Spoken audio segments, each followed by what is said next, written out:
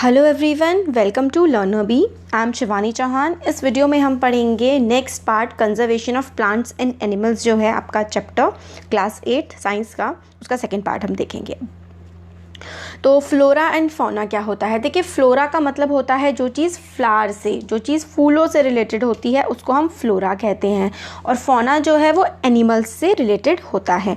अब children walk around biosphere के around घूम रहे हैं, वो अप्रिशिएट करते हैं, मतलब उनको अच्छा लगता है जो ग्रीन कलर के, ग्रीन इतने सुंदर फॉरेस्ट हैं उसको देख करके, और जो टॉल टीक ट्रीज़ हैं, एनिमल्स जो हैं फॉरेस्ट के अंदर, उन सब को देख करके वो काफ़ी ज़्यादा खुश होते हैं। सडनली एकदम से क्या होता है कि पहेली को एक रैबिट मिलता है और वो चाहती है कि मतलब मैं उसे पकड़ ले, और वो उसके पीछे भागना शुरू कर देती है। फिर प्रोफेसर अहमद उसको रोकते हैं। वो एक्सप्लेन करते हैं कि एनिमल्स जो हैं वो कंफर्टेबल और काफ़ी हैप्पी होते हैं अपने हैबिटेट में, मतलब जैसे कि आप अपने घर में कंफर्टेबल होते हैं, अच्छा लगता है आपको, ऐसे ही एनिमल्स को जंगल में अच्छा लगता है।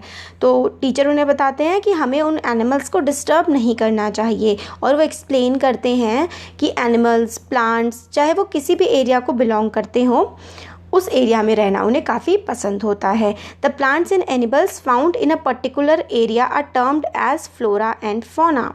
तो किसी एरिया में जो प्लांट्स और एनिमल्स होते हैं उनको हम प्लांट्स को फ्लोरा और एनिमल्स को फौना कहते हैं। तो फिर हमें यही साल, टीक जो है इसमें बताया गया है, साल, टीक, मैंगो, जामुन, सिल्वर फर्स, अर्जुन, ये सारे के सारे जो हैं ये क्या हैं? ये प्लांट के स्पेशीज़ हैं। और फ्लोरा है, मतलब है ना, चिंकारा और ब्लूबुल जो है, बाकिंग डियर, चीतल, ये सारे के सारे फौना के एग्जाम्पल्स हैं पचमढ़ी बायोस्फीयर रिजर्व के। तो चीतल, लेपर्ड, वाइल्ड डॉग, वुल्फ, ये पचमढ़ी डॉग में फौना है, जानवर मिलते हैं। ये देखिए लेपर्ड कितना सुंदर लग रहा है, छोटा बेबी लेपर्ड है ये, है ना। अब एंडेमिक स्पेशीज़ क्या होते हैं? देखिए, ऐसे स्पेशीज़ जो किसी पर्टिकुलर एरिया में मिलते हैं, उस जगह किसी पर्टिकुलर एरिया में पाए जाते हैं, वो एंडेमिक स्पेशी होते हैं। Endemic species are those species of plants and animals which are found exclusively in a particular area. वो आपको उसी जगह पर मिलेंगे, एक जगह होगी और उसी जगह पर सिर्फ वो मिलेंगे। तो ऐसे जो प्लांट या फिर एनिमल के स्पेशी होते हैं उसको हम एंडेमिक कहते हैं। तो वही कि बच्चे स्क्विरल के पीछे घूम रहे थे और बड़ी सी उन्हें काफ़ी फ्लफ़ी टेल की, मतलब मोटी सी पूंछ वाली स्क्विरल उन्हें दिखी, और बच्चों को मतलब बड़े अच्छे से लगी वो। तो माधव जी ने बताया कि ये जाइंट स्क्विरल है और एंडेमिक है इस एरिया की। तो जाइंट स्क्विरल कहाँ पर मिलती है?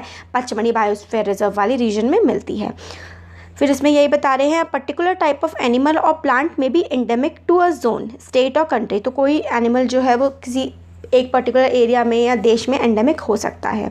फिर Madhav ji shows sal and wild mango as two examples. ये देखिए, ये वाइल्ड मैंगो का ट्री है, जंगली जो आम होता है। 2 एग्जाम्पल बताए हैं एंडेमिक फ्लोरा और पचमढ़ी के, ठीक है। तो साल हो गया, मैंगो ट्री हो गया, ये पचमढ़ी में पाए जाते हैं। और कौन कौन से हैं? बाइजन, अगर हम जानवरों की बात करें तो bison, Indian giant squirrel, flying squirrel endemic है। तो देखिए, फ्लाइंग, उड़ने वाली भी गिलहरी होती है। फ्लाइंग स्क्विरल, जाइंट स्क्विरल, बाइजन, ये सारे के सारे पचमढ़ी बायोस्फीयर रिजर्व वाले रीजन के एंडेमिक हैं। और इन लोगों को मगर काफ़ी नुकसान पहुंच रहा है, जो बायोडाइवर्सिटी का, मतलब फॉरेस्ट का डिस्ट्रक्शन हो रहा है, पॉपुलेशन हमारी बढ़ रही है, उसकी वजह से हम जंगल काट रहे हैं।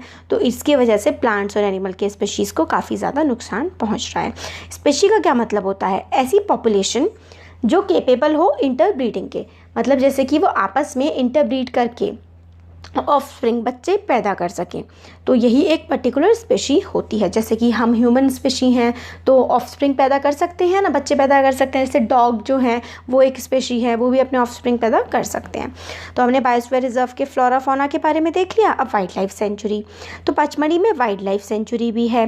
प्रोफेसर अहमद एक्सप्लेन करते हैं कि किलिंग, मतलब शिकार करना या फिर जानवरों को पकड़ना, जो है वो काफ़ी, मतलब दंडनीय अपराध है, पनिशेबल ऑफेंस है हर जगह पर।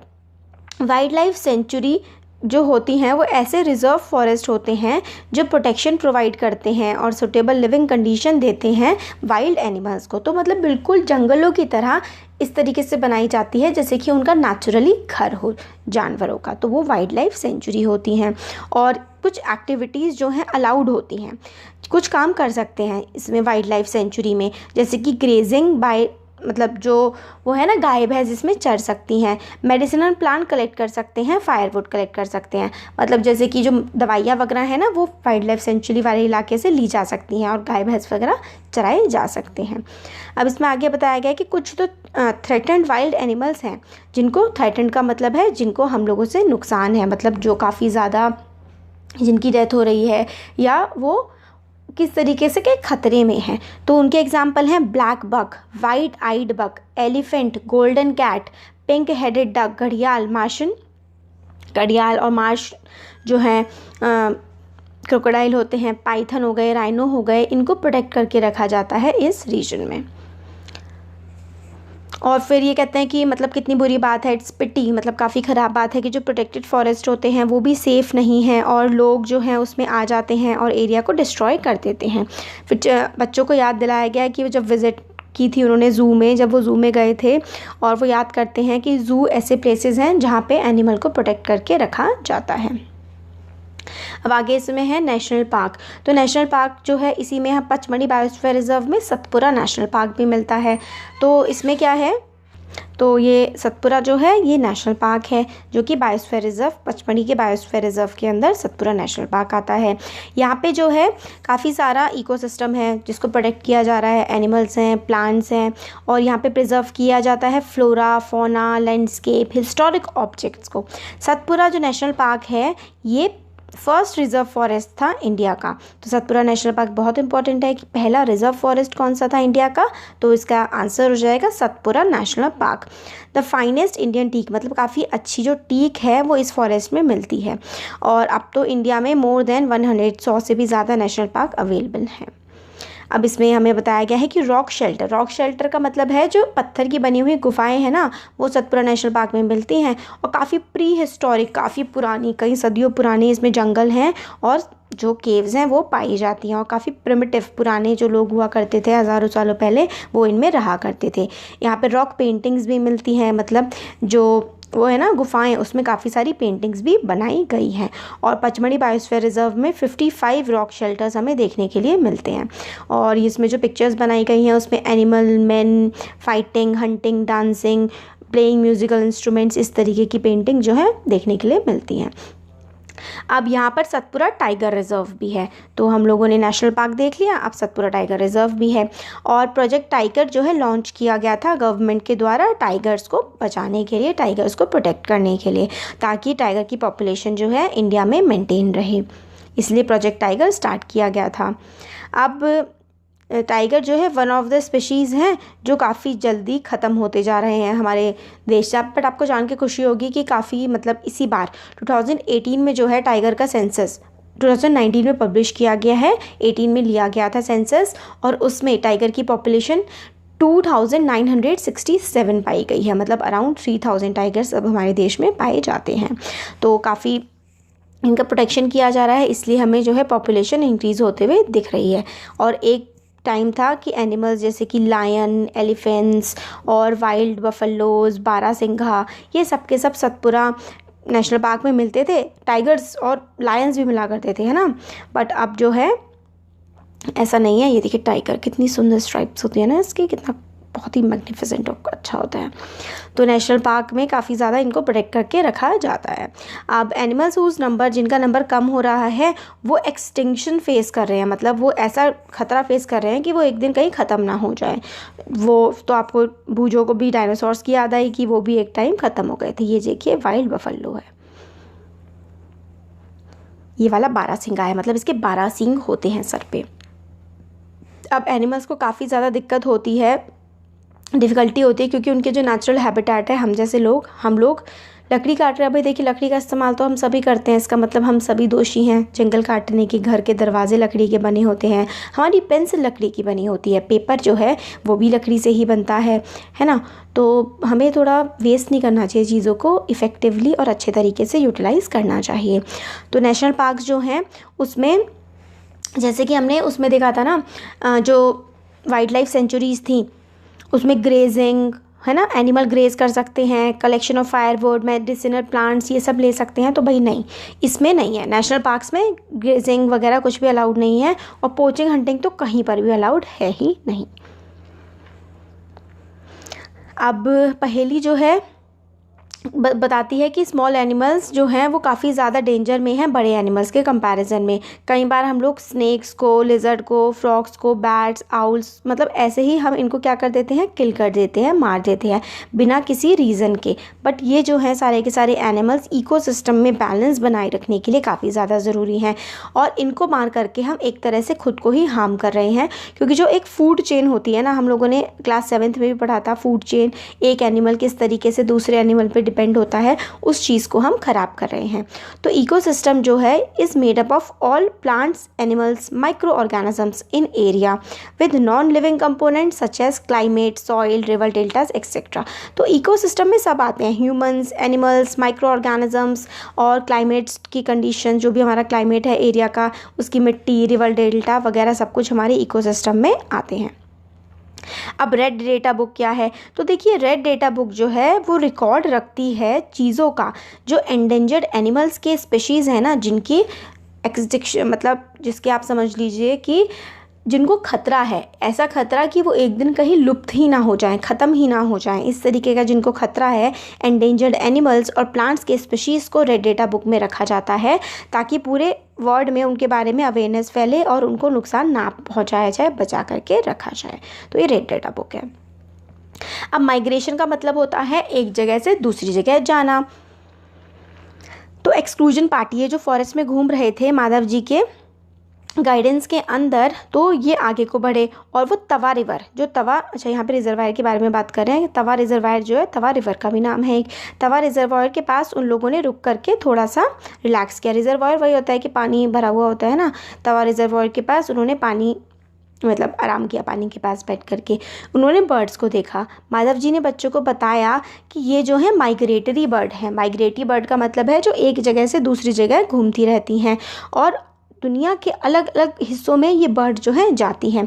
माइग्रेटरी बर्ड जो है fly to far away areas, बहुत ही दूर दूर के इलाकों में ये माइग्रेटरी बर्ड्स जाती हैं हर साल ड्यूरिंग अ पर्टिकुलर टाइम। एक जैसे कि किसी एक पर्टिकुलर टाइम पे, जैसे ठंडियों में जो साइबेरियन, जब वहाँ पे साइबेरिया में बहुत ज़्यादा ठंड पड़ती है ना, तो साइबेरियन क्रेन जो है हमारे देश से हो करके साउथ अफ्रीका तक जाती है। तो बर्ड्स जो है वो काफ़ी ज़्यादा माइग्रेट करती हैं और कई हज़ारों किलोमीटर जो है वो ट्रैवल करती हैं, ताकि वो ठंड से या फिर ऐसे इनहॉस्पिटेबल एनवायरनमेंट, जो एनवायरनमेंट उनके लिए नुकसानदेह है, उससे बचने के लिए वो हज़ारों किलोमीटर ट्रैवल करती हैं। अब रिसाइकलिंग ऑफ पेपर, भाई देखिए क्यों, ट्री जो है, जो प्रोफेसर अहमद हैं, उन्होंने सब सारे बच्चों को बताया कि 17 फुल ग्रोन ट्रीज़ की ज़रूरत होती है to make 1 ton of paper. 1 ton paper अगर आपको बनाना है, टन मतलब वेट के हिसाब से, अगर 1 टन पेपर बनाना है ना, तो 17 पूरे बड़े 17 पेड़ों को आपको काटना पड़ता है। तो देखिए, पेपर मत बर्बाद करा करिए। देयरफॉर हम लोगों को क्या है, पेपर सेव करने चाहिए, और पेपर को रिसाइकिल किया जा सकता है 5 से 7 टाइम्स, और हर किसी बच्चे को saves at least 1 sheet of paper in a day. 1 sheet of paper बच्चे को ज़रूर बचानी चाहिए, ताकि हम लोग कुछ पेड़ों को पूरे साल में कटने से बचा सकें। हम लोगों को पेपर को रीयूज़ करना चाहिए, रिसाइकल करना चाहिए, और इससे ना ही हम सिर्फ़ और सिर्फ पेड़ों को बचाएंगे, हम लोग पानी को, एनर्जी को, सारी की सारी चीज़ों को बचाएंगे, और हार्मफुल केमिकल्स जो कि पेपर मेकिंग में यूज़ होते हैं वो भी रिड्यूस हो जाएंगे। और हम जानवरों का जो घर है, जंगल, पेड़ों से ही तो जंगल बना होता है, तो जानवरों के घर को भी हम बचाएंगे इस तरीके से। तो चैप्टर ऑलमोस्ट हमारा ख़त्म ही होने वाला है। तो देखिए, देखिए डिफॉरेस्टेशन का मतलब होता है पेड़ों को काटना, तो रिफॉरेस्टेशन का मतलब क्या हो जाएगा, पेड़ों को लगाना। तो रिफॉरेस्टेशन होता है, reforestation is restocking of the destroyed forest by planting new trees. नए ट्रीज को लगाना, जो मान लीजिए कोई एरिया में पेड़ थे, उनको काट दिया था पहले, बट फिर दोबारा से उस जगह पर पेड़ लगाना, इसी को हम रिफॉरेस्टेशन कहते हैं। तो प्लांटेड ट्रीज़ जो हैं वो जनरली सेम स्पेशीज़ के ही लगाने चाहिए। जो उस फॉरेस्ट में जिस तरीके के पहले प्लांट लगे हुए थे ना, उसी तरीके के प्लांट हमें लगाने चाहिए। और रिफॉरेस्टेशन नेचुरली भी होता है, जैसे कि कोई फॉरेस्ट आपने कोई एरिया में से सारे पेड़ काट दिए ना, तो नेचुरली ही वहाँ पर दोबारा से पेड़ उगाएंगे बिना किसी ह्यूमन के इंटरफेरेंस के भी। और अगर हम लोगों को रिटेन करनी है अपनी ग्रीन वेल्थ, तो कहते हैं ना कि पेड़ों के पास रहने से तो बीमारियां भी ठीक हो जाती हैं और ऑक्सीजन हम लोगों को ज़्यादा मिलती है। तो अगर हम चाहते हैं फ्यूचर जनरेशन्स के लिए सब अच्छा रहे, हमारे आसपास ग्रीनरी रहे। देखिए, आपको कहीं भी आप जाएंगे घूमने तो आपको बिल्कुल साफ़ और ठंडा पानी और हर तरफ पेड़ अगर होंगे तो आपका मन बड़ा शांत रहेगा, आपको बड़ा अच्छा फील होगा। तो इसलिए पेड़ बचाइए, चीज़ों को वेस्ट नहीं करिए, ठीक है ना। तो प्रोफेसर अहमद ने ये भी बताया कि we have forest conservation act. हमारे देश में क्या है, फॉरेस्ट को बचाने का एक्ट भी है, फॉरेस्ट कंजर्वेशन एक्ट है। और उसका एम है प्रिजर्व करना, बचा के रखना, कंजर्व करना नेचुरल फॉरेस्ट को, और ताकि जो फॉरेस्ट हैं वो लोगों की नीड्स भी पूरी कर सकें और जो है वो जंगल बचे भी रहें। फिर लास्ट में ये लोग सब चले गए और माधव जी जो है उनको गाइड जो उन्होंने किया था, माधव जी ने, बड़ा अच्छा एक्सपीरियंस बच्चों के लिए रहा। तो काफ़ी कुछ हम लोगों ने इस चैप्टर में पढ़ लिया है, पूरा कंप्लीट हो गया explanation. Thank you so much. अच्छा लगा वीडियो को लाइक करिए, चैनल को सब्सक्राइब करिए, अपने फ्रेंड्स के साथ भी इसको शेयर करिएगा।